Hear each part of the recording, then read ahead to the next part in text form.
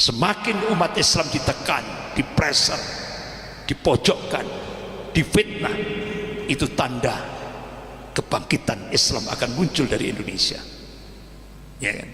Dan tidak menutup kemungkinan, Pak, ini sekarang ya oligarki itu sudah siap-siap jet pribadi, siap-siap akan hengkang dari Indonesia. Jadi nanti ada masanya, Pak. Lihat nanti bandara-bandara ini, baik Bandara Soekarno-Hatta, Bandara Juanda, nanti banyak orang yang banyak pengkhianat negara yang nanti akan lari dari Indonesia karena takut dieksekusi. Mereka ketakutan. Jadi apa yang terjadi di Afghanistan bisa juga terjadi di Indonesia.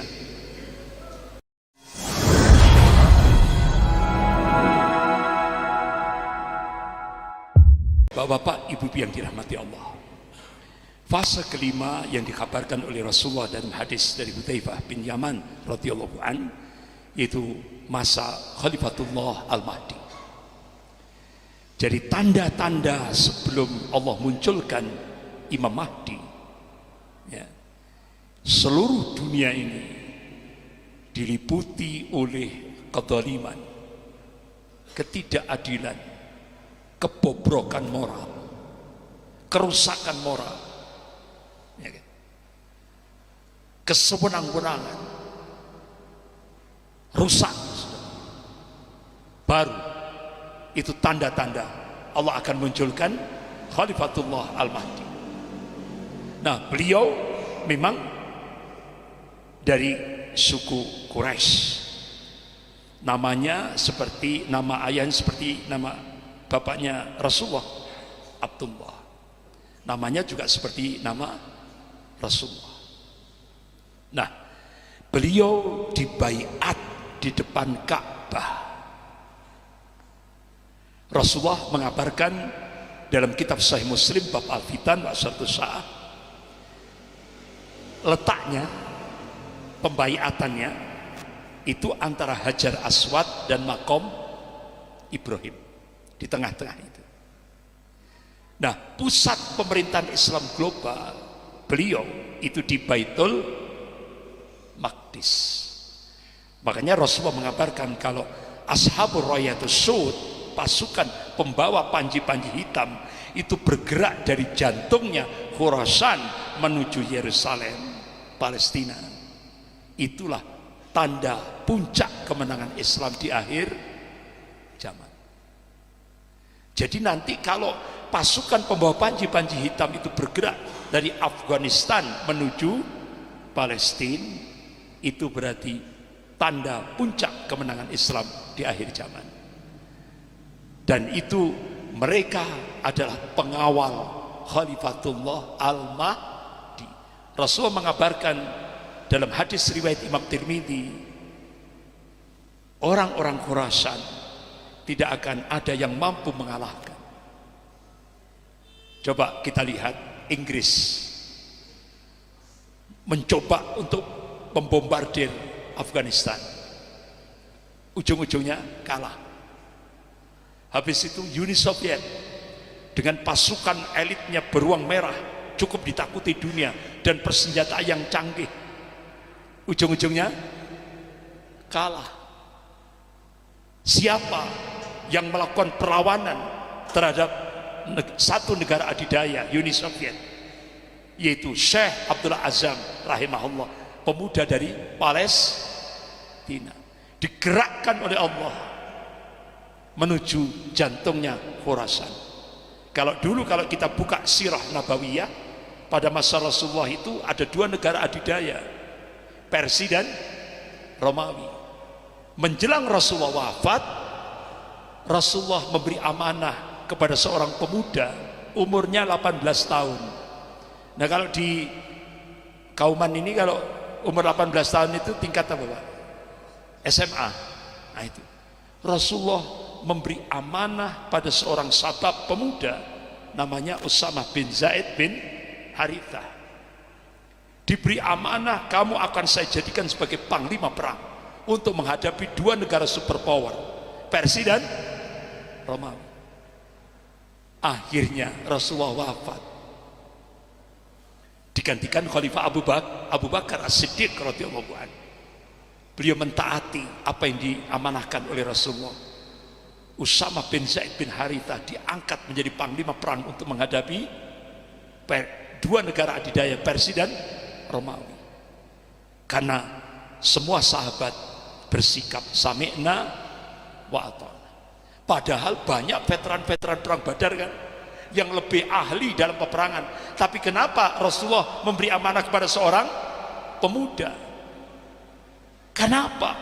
Pemuda itu, Pak, itu kalau dari sisi psikologis itu puncak-puncaknya hamasah, semangat, puncak-puncaknya kuatul fikrah, kekuatan pemikirannya itu pada usia muda. Puncaknya semangat itu usia muda. Artinya apa? Kita diberi contoh oleh Rasulullah untuk apa? Regenerasi. Makanya kalau sebuah masjid banyak pemudanya, berarti takmirnya the best. Tapi kalau sebuah masjid banyak orang tuanya, wajar, karena menjelang maghrib, wajar. Tapi kalau ada masjid banyak kalangan mudanya, the best, takmirnya luar biasa. Nah itu apa? Kita itibak kepada Rasulullah.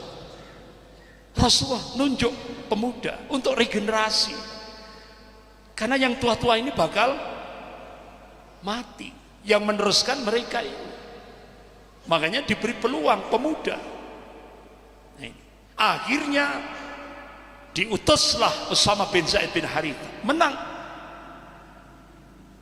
Persia hancur. Dilanjutkan Khalifah Abu Bakar As-Siddiq wafat, dilanjutkan Khalifah Umar bin Khattab radhiyallahu anhu tetap mengangkat Usama bin Zaid bin Harithah sampai akhirnya Romawi hancur. Berarti amanah Rasulullah benar-benar dilaksanakan oleh para sahabat, dua sahabat Rasulullah, Khalifah Abu Bakar As-Siddiq radhiyallahu anhu, Khalifah Umar bin Khattab radhiyallahu anhu, dan menghancurkan dua negara superpower, Persia dan Romawi. Allah akhirnya munculkan lagi siapa yang menghancurkan Uni Soviet? Sahabat pemuda lagi, yaitu Syekh Abdul Azam dari Palestina. Masya Allah, sampai beliau tulis kitab Ayatul Rahman fil Jihad di Afgan. Luar biasa. Hal-hal yang tidak rasional, hal-hal yang tidak masuk akal, Allah tunjukkan kekuasaannya di bumi Afghanistan. Akhirnya Uni Soviet angkat tangan, nggak mampu menghadapi mujahidin Afghanistan. Uni Soviet akhirnya hancur, ya kan? Syekh Abdul Azam wafat dalam keadaan syahid saat Yaumil Jum'ah bersama dua putranya karena dipasang bom di mobilnya. Akhirnya dilanjutkan oleh Syekh Usama bin Laden. Syekh Usama bin Laden juga mati syahid, ya kan? Kemudian dilanjutkan Syekh Mullah Umar, yaitu pimpinan Imarah Islam Afghanistan sampai sekarang.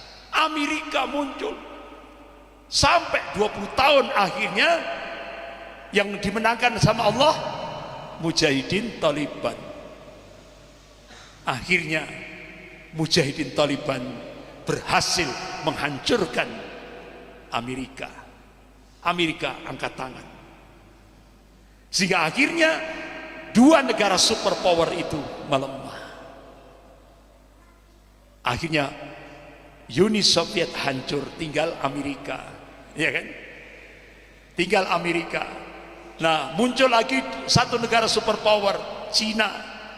Jadi sekarang yang memimpin dunia ini Cina sama Amerika. Insya Allah Allah akan munculkan sabab dari Indonesia, mudah-mudahan, yang bisa menghadapi dua negara superpower, Cina dan Amerika.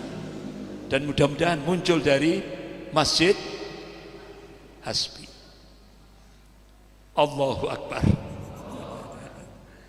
Bagi Allah mudah, kun fayakun.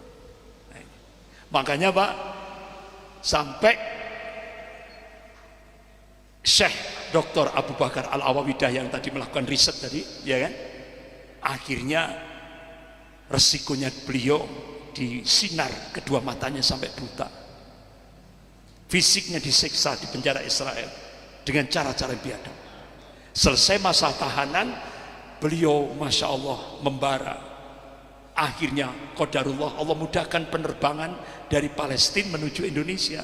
Bulan Juli 2015